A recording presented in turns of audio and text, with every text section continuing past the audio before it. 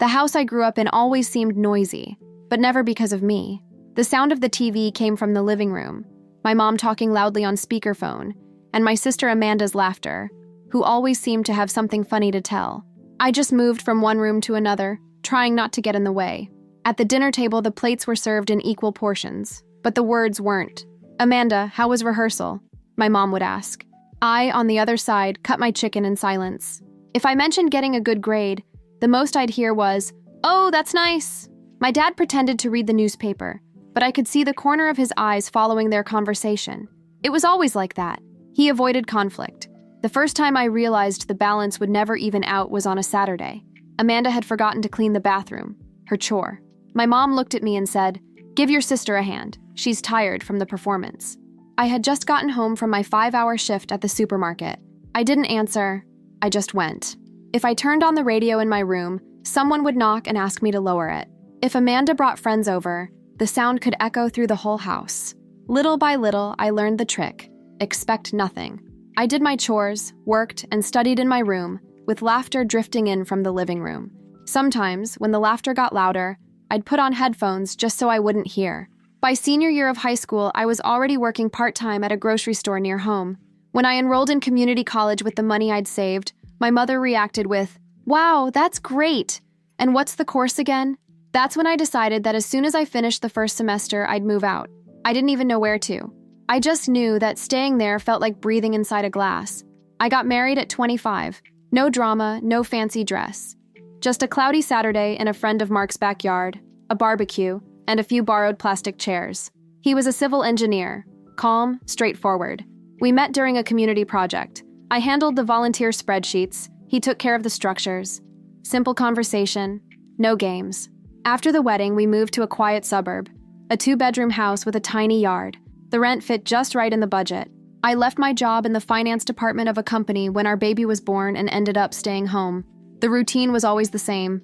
Wake up, make breakfast, change diapers, warm milk, turn on the TV to distract him while I folded laundry. The sound of the washing machine became the soundtrack. Mark left at 7, got home around 6. Always tired, but never harsh. We'd have dinner in silence and watch the news. There was no glamour, but there was no shouting either. And that, for me, was an enormous kind of peace. Sometimes I thought about all the things my mother used to say about not settling for less. Funny, the little I had was the only thing that didn't hurt me. Amanda showed up every now and then, always with expensive gifts, new clothes, stories about trips. I smiled, pretended to care, and went back to stirring the pots. She'd look around and say, "You should go back to work. You'll go crazy here." I'd answer, "I'm fine." She'd give that sideways smile, the same one from when we were teenagers, the kind that means liar, but without the word. Sometimes I really believed I was fine. Other times, not so much. Especially when I looked at the bank balance and did the math to stretch the milk until next week. Mark never complained. He'd just say, "When our son grows up, you'll go back." But time passes differently when you're in survival mode. 1 year turns into 2, then 3. Before I knew it, I wasn't even sure what I'd put on a resume anymore. One day, Amanda called saying she was taking over as director of a big company. She spoke quickly, excited as always. "The owner is Mr. Bennett. Remember him? The one who knew Mark from some old projects?" She laughed. "Now I'll be working directly with him." I wished her good luck. "You've always had a gift for getting to the top," I said, trying to sound light. "And you've always had the gift of staying still," she replied, half joking, half not. After I hung up, for a moment I felt something was about to change. I just didn't know what yet. It was a Wednesday. Mark had left early that day to visit a construction site outside the city. He left his coffee half finished and said he'd be home late. I said okay with a nod while wiping the table. It was a normal morning, diapers, dishes, the sound of children's TV mixed with the washing machine. When the phone rang the first time, I thought it was a wrong number. Then it rang again, and again. On the third call, I answered. A formal, distant voice asked for my name, then asked if I was Mark Whitman's wife. The rest came in fragments, as if the world had gone into a tunnel. "There's been an accident," I heard. The car flipped over. St. Mary's Hospital. I looked around. The stove still on. Milk almost boiling over. My son's toy flashing on the rug. Everything the same, except me, who had stopped. At the hospital, the hallway smelled of disinfectant. A doctor explained, with the calm that comes from learning not to fall apart. He suffered a severe trauma. We did everything we could. I didn't cry. I signed papers, thanked them mechanically, and left. In the days that followed, people came, talked, offered help. I answered with a small smile, not really knowing what they were asking.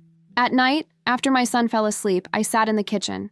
The pot, the unpaid bills, the hum of the refrigerator, all staring back at me. Funeral, certificates, insurance. The bureaucratic world of mourning. There wasn't space to collapse, only to solve things. One night, I woke up to my son's crying. I picked him up, rocked him slowly, and realized I was still wearing my wedding ring. I looked at it in the dark. That's when I understood what was left of him was just that. Wait. After the burial, the house was full of silence. At first, my son would ask about him. Did Daddy go to work? Is Daddy coming home today? And I'd answer with the kind of calm that only exists when you have no other choice. The days dragged on. The savings were small, the insurance was delayed, and the bills kept coming as if nothing had happened. One Saturday morning, I called my mother. I just wanted a bit of air, a few days to sort things out, to understand what came next. Mom, I thought I might stay with you for a few days. Me and John. There was a short silence, the kind that already carries a no. Look, honey, Amanda's living here for now. She's exhausted from the new job, she needs to rest. It wouldn't be good to have a child's noise in the house. I stayed quiet. She went on, as if trying to cover the discomfort with reason. You know how she is. Everything has to be perfect. And she's got her meetings, her pace. I just said, I understand. She sighed. Once things calm down, you two can come. I promise. I hung up slowly, stared at the floor, at the fallen toy. The feeling was just like at the hospital. The world kept existing, but without a place for me. Rachel, an old college friend, was the one who showed up unannounced. She rang the doorbell with 2 grocery bags and eyes that didn't need an explanation. You're coming to my house, she said simply. I've got a spare room. I tried to say I didn't need it, that I'd figure it out soon. She just replied, figure it out there. That night, I slept in her guest room. My son fell asleep quickly. I stayed awake, staring at the ceiling, thinking about everything that had ended and everything that still had to start. In the first few days at Rachel's house, everything felt strange. I woke up early, even without needing to, just to hear the sound of the shower, any noise that reminded me the world still existed. Rachel left for work and left notes on the fridge. There's soup on the stove. Use the car if you need. My son slowly got used to the new space. He slept on a mattress beside my bed and called Rachel Aunt without anyone teaching him to. She never asked questions. She just showed up in the evening with fresh bread and drawings for him to color. My mom called twice that month. Not to ask how I was, only to say Dad's car needed repairs and that Amanda was under a lot of pressure at the new job.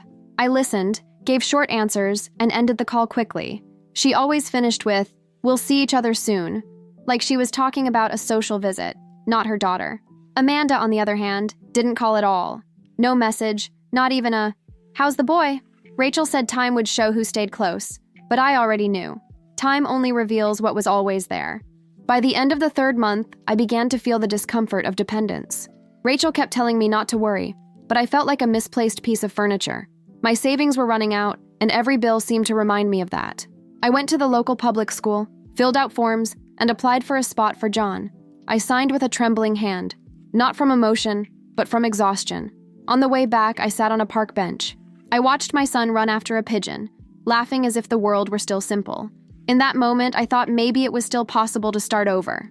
Not out of courage, but because there was no other choice. The sun was already setting when the phone vibrated in my pocket. Unknown number, I answered.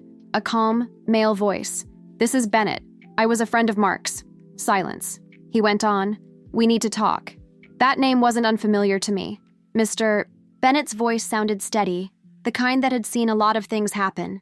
He said Mark had worked on a project for him years ago, and they'd become friends, and that a day before the accident, Mark had spoken with him, said I would soon return to the job market and would be sending a resume to his company. He spoke with genuine sorrow and respect for Mark. Then came a brief pause, the kind that prepares the ground for the real subject. "I'm in need of someone trustworthy in the finance department," he said. "I remember Mark mentioning your background." I went quiet. "I haven't worked in a while. Trust weighs more than experience," he replied simply. "If you'd like to come in for a chat, tomorrow at 10. I barely slept that night. Rachel wished me luck before leaving for work, and John stayed with the neighbor. When I arrived at the building, it was large, all glass, full of reflections that made me look at myself even when I didn't want to. At the reception, a young woman asked my name and made a quick call. "He'll be right out to see you." Mr. Bennett appeared shortly after. Simple suit, firm hands, direct gaze. He had that quiet kind of authority, the kind of person who doesn't need to raise his voice to be heard. "It's good to see you. Mark talked a lot about you." I nodded with a small smile. He led me down a quiet hallway. "I know you've been through a lot. I don't want to put pressure on you." "It's okay," I said. "I need to get back to doing something." The finance room was smaller than I expected. 4 desks, piles of paper, the hum of printers. He introduced me to a few employees, names I didn't retain. When we finished the tour, he stopped in front of a glass door with a name etched in silver letters, Amanda Carter, Operations Director. My heart gave a dry jolt. "I imagine you know who that is." "I do. She's been here a short while, works well, but I need someone like you to handle the parts she doesn't see." Behind the door, I could hear muffled laughter, the same laughter as always, from home. But she didn't see me. He handed me a folder. "Start Monday. Salary, benefits, all inside. And, if anything comes up, talk to me directly." I left the building with my face hot. At the corner, my phone buzzed. A message from Rachel. "Well?" I replied simply, "Monday. I start Monday." On Monday, the alarm rang early. John was still asleep. Rachel wished me luck in her practical way. A tight hug and a thermos in my hand. On the bus, the fogged-up windows blurred the city. The company building was the same. Glass, reflections, quick footsteps. At reception, a new badge was waiting. The photo too recent. The woman at the desk pointed the way with a polite smile. In the finance room, no one looked up when I entered. One woman just pointed at a desk. "There. Default passwords on a post-it. Change it later." There were piles of papers, open spreadsheets, and that office hum that isn't noise but never silence either. I spent the entire morning trying to learn the system, reading old reports, remembering what my body had once known. At lunch, I sat alone in the cafeteria. People spoke quietly, laughed among themselves, stared at their phones. When I returned to my desk, a new email flashed on the screen, from Amanda Carter. But it took 3 days before I crossed paths with Amanda in the halls. She walked flanked by 2 assistants, her hair tied in that perfectly calculated way that didn't move. When she saw me, she stopped. The smile appeared too quickly to be natural. "Well, look who it is, the new hire," she said, her tone too light to be pure affection. The assistants laughed, unsure why. "Hope you're settling in." "I am," I replied. She nodded, adjusted her blazer, and added, "The pace here's different. It's not like staying at home." The phrase hung in the air, full of invisible thorns. I smiled, the kind of smile used to swallow something bitter. She walked away. That afternoon, a coworker warned me, "Amanda likes reports double-checked, and never send anything without copying her, even if she doesn't ask." I thanked her. It was the first unspoken rule I learned. The following days became a string of small shocks. Spreadsheets corrected without warning, curt comments in emails, shortened deadlines. She never shouted. She didn't have to. It was enough for her to appear in the doorway, cross her arms, and look at the clock. Once, during a meeting, she interrupted me mid-sentence. "Let me explain it better," she said, smiling to the group. Then she turned to me, still smiling. Sometimes she gets a little tangled with the numbers, but she means well. The room chuckled lightly, and I just wrote something in my notebook, pretending to stay focused. Inside, my face was burning. At the end of the workday, Mr. Bennett stopped by the office. "Everything all right here?" he asked. "All good," Amanda replied before I could say a word. He looked at me as if searching for confirmation. "If you need anything, you know where to find me." I nodded, but I knew that any misstep would reach her desk first. That night, at home, while John did his homework on the rug, I reviewed reports on the company laptop. When I finally closed it, it was past 11. I turned off the lights, trying not to think about Amanda, but her voice lingered, clear, calm, as if still in the hallway. Things move differently here. It's not like being at home. And for the first time since I'd gone back to work, I felt an old fear, the fear of making a mistake where she could see it. One day at lunch, I sat near a woman from accounting named Marcy. She spoke fast, with that tone of someone who tries to break the monotony of work with gossip. In the middle of her chatter, unaware of who I was, she said, "The director's a nightmare." I froze mid-spoonful. She kept going, pleased to be venting. "Have you seen the way she treats the marketing team? Last week she made a supervisor leave a meeting crying. And the worst part? She had her fired 2 days later, just because the woman had the nerve to disagree." I stayed silent. Marcy didn't notice. "And yesterday, poor guy from HR. got chewed out in front of everyone because the coffee ran out. Olivia Carter doesn't have to raise her voice to humiliate you. She just changes her tone, and boom, everyone trembles. I smiled slightly, careful not to give anything away. Really? I murmured. You'll see, she said, returning to her food. Around here, we've all learned. If she looks at you sideways, pretend you didn't see. The rest of the day, I couldn't stop thinking about it.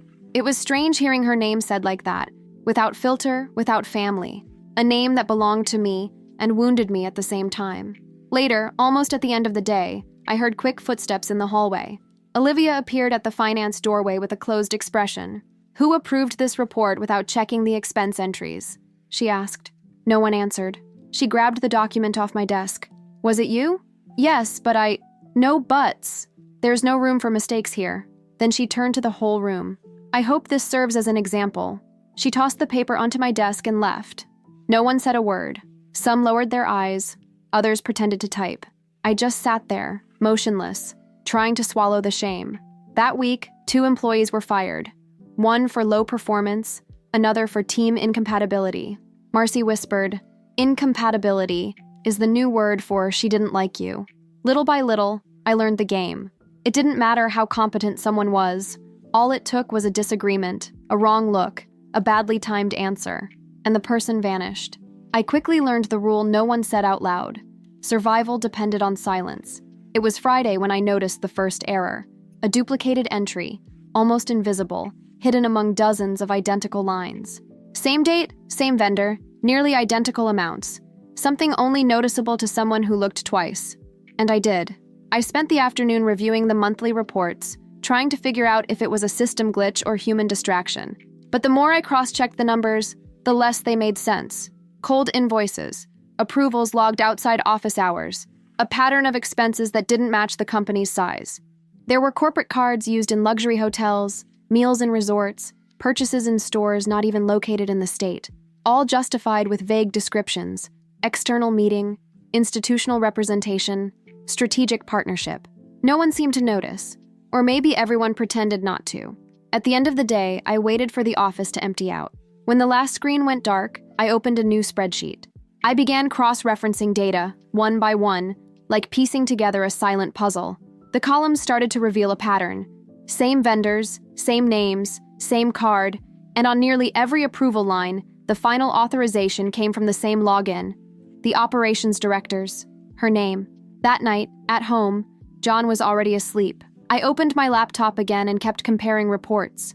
Marcy had been right. No one questioned anything. The spreadsheets were spotless, the approvals automatic. It was as if the money slipped through the company without leaving footprints. Around midnight, I found a sequence of identical expenses. 3 invoices, same amount, 3 consecutive months, all approved at the exact same minute. It was impossible not to see the pattern now. I closed the laptop, my heart racing, because for the first time since I'd started there, something inside me knew. This wasn't a mistake. It was a choice. By Monday, the atmosphere felt different. Lingering glances, whispers that stopped when I passed. At first, I thought I was imagining things. But by noon, Marcy came to my desk, her face worried. They're saying the last quarterly report had a serious error. What error? No one knows for sure, just that it came from your team. My team was just me. Later, Olivia called me into her office. She spoke without looking up from her screen. I got a call from the board. They said the cash flow report had inconsistencies. I checked it 3 times. Everything's fine. Then check it 4. She finally looked up. I know you're still adjusting, and that's fine. But here, mistakes are expensive. The words came polished but sharp-edged. Before I could answer, she turned back to her computer, a clear sign the conversation was over. In the hallway, I heard an intern whisper to another, "That's her. The one from finance. The one who messed up the report." I wanted to stop and explain, but there was no point. Rumors always run faster than the truth. The next morning, Mr. Bennett showed up unannounced. "Could you come with me to the meeting room?" he asked in his usual calm tone. Inside, he offered me coffee and waited for me to sit down. "I know people are talking," he said. "And I also know you're not the kind of person who makes mistakes without checking." His words caught me off guard. He went on, "I'm only asking one thing. Stay calm. The company is bigger than hallway gossip." I nodded silently, but something inside me shifted. It wasn't just discomfort anymore, it was vigilance. That night at home, I opened every old file. Saved emails, spreadsheets, reports, took screenshots of approvals, timestamps, digital signatures. I copied everything to a small flash drive and hid it inside the medicine box. John was asleep in his room, the bedside lamp lighting his face. I looked at him and thought about how peaceful children sleep. I wanted that peace. But all I could hear in my head was Olivia's voice. Here, the pace is different. We don't have time for mistakes. And for the first time, I realized she might be right. There was no room for mistakes, especially the mistake of discovering too much. I stayed up all night cross-checking information, my body begging for rest, my head pounding. But with every new coincidence, the nausea grew. It wasn't about spreadsheets anymore. It was about a system built to hide what she was doing. When the sun began to rise, I saved the file and copied it again to the flash drive. At work, the day passed like any other. Olivia crossed paths with me in the hallway and only said, "I need the travel reports by tomorrow morning," and smiled. The kind of smile that looks polite but carries an invisible question. What do you know? That night, I uploaded everything to a new drive, password protected twice. I created separate numbered folders, each containing copies of the spreadsheets, emails, and receipts. In one of them, I placed the main file, Draft 703, and for the first time, I felt a new certainty. I wasn't afraid of losing my job anymore. I was afraid of what I was still going to find. The meeting was scheduled for Thursday at 9 a.m., an invitation directly from Mr. Bennett. Subject, Quarterly Financial Procedure Review. The kind of neutral title that only exists to hide something important. When I arrived, the board was already there.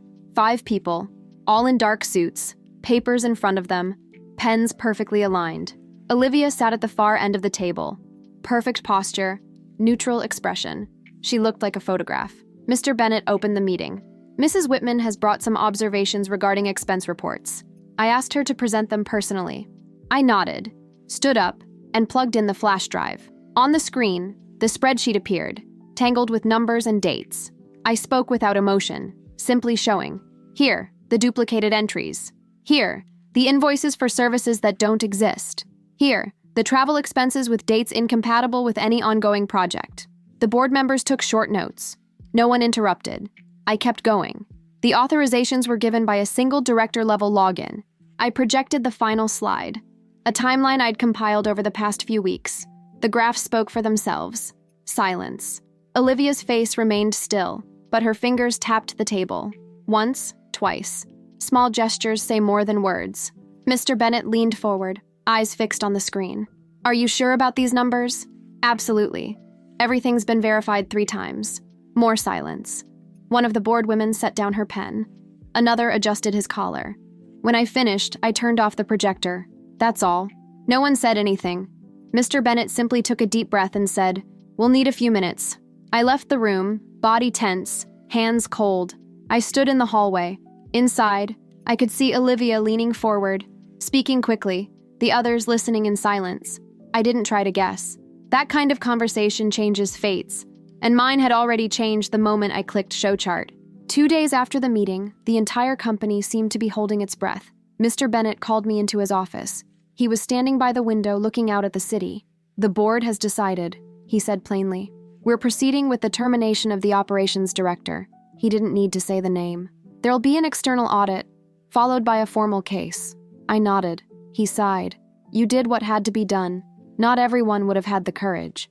"It wasn't courage," I replied. "It was my job." He gave a tired smile. I signed a few documents and left. In the hallway, I heard her heels coming the other way. When our eyes met, time stopped for an instant. No words, only silence between 2 people who shared the same last name, but no longer the same story. She walked past without looking back. By the end of the day, the news was circulating.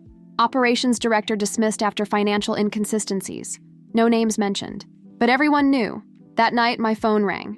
It was my mother. Her voice was sharp, no greeting. "What did you do to your sister?" "I did my job." "You exposed your own family." "She's devastated." "She stole Mom." Silence. Then the final blow. "I always feared your jealousy. Now everyone will see who you really are." I hung up without answering. Stood there, phone still in hand, the silence of the room pressing around me. Hours later, my father texted, "Sweetheart, sometimes it's better to handle things at home. This will destroy your sister." I replied, "She did that herself." Then I deleted the chat. That night, I went to bed without sleep. Nothing about it felt like victory. The following weeks were a parade of silences. No one from the family called. What I heard came through half-told stories from coworkers or brief messages from acquaintances. They said Olivia was living with our mother, that the house was full of strangers, lawyers, consultants, and that even after being fired, she was still traveling, claiming it was for work. My mother played the role she always had, the facade, telling neighbors that things were being sorted out, that it was all a misunderstanding. A gossiping aunt told me, "Your mom has 2 blocked credit cards and a loan overdue." I later learned their car was sold, and Olivia used the money to pay attorneys. A few months later, my father got sick, lung cancer. The news came in a text from my mother. No punctuation, as if she'd typed between sobs, "Your dad is sick, getting weak." I went to the hospital, waited outside in the hall.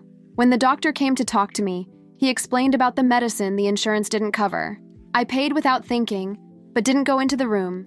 The email came on a Monday morning. Subject: new position, internal offer. I read it twice before it sank in. Mr. Bennett wanted me to manage the finance department of one of the Milwaukee branches. The message was short, objective, without praise. If you accept, transfer within 30 days. I trust your integrity. I replied simply, I accept, without hesitation. The following weeks passed in a mechanical rhythm. Closed spreadsheets, archived folders, documents delivered. On my last afternoon in St. Paul, I stayed late, reviewing an old report. When I shut down the computer, I looked around. Clean desk, empty drawers. I turned off the lights, locked the door, and walked through the silent hallway. It felt like an ending, but also a beginning, both fitting in the same space. I went to the hospital on a Friday afternoon. My father was thin, hollow-eyed, his body shrunken beneath the sheets. He looked at me as if trying to remember a face. When he recognized me, he smiled faintly. "You came." I nodded. We sat in silence for a few minutes. The monitor's beep marked time that no longer belonged to him. He spoke softly, almost in a whisper. "Thank you for everything you've done." I said, "You don't have to," but he insisted. "I do." The nurse came in, changed the IV, smiled at me. "He gets tired quickly," she said quietly. I placed my hand near his. His skin was cold, too light. There was nothing else to be done. I left the room without looking back. At the exit, I paid the hospital bill. The next Monday, the call came early. My mother wasn't crying. She only said, "Your father's gone." I understand. She asked if I'd go to the funeral. I said no. I've already said goodbye. I hung up, went to the kitchen, made coffee. The following months passed quietly. Work, school, grocery store. My son adjusted quickly to the new city. He made friends, started talking about soccer as if he'd lived there forever. I watched from afar, trying not to silently project all the things I hoped he'd never feel. The apartment was small but tidy. Bills paid, salary on time. My mother sent a short message at Christmas, wishing you both a good night. I didn't reply. Didn't delete it either.